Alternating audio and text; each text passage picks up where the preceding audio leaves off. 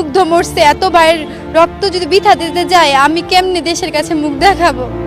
এই কথা বলে কয় কি দেশের জন্য যদি শহীদ হইতে হয় আমি শহীদ হবো, এই কথা মনে আল্লাহর আরশে লাইগে গেছে। আল্লাহ মনে এই কথা আর কবুল করে নিয়ে গেছে।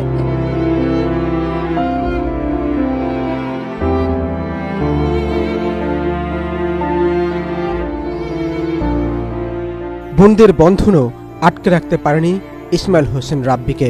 তার শরীরের প্রতিটি রক্তবিন্দু তখন তাকে শাহবাগের দিকে ডাকছিল। সেই ডাক রাব্বি উপেক্ষা করতে পারেননি। 17 বছর আমার হাতের উপরে ঘুমাইছে। আমি বলতাম রাব্বি ইসলামের মতে 7 বছর হয়ে গেলে ছেলেরা বোন মাকে জড়ায় ধরে তো ঘুমায় না। ও বলতো কি তুই তো আমার মা লাগস, মারে জড়ায় ধরে ঘুমাইলে কি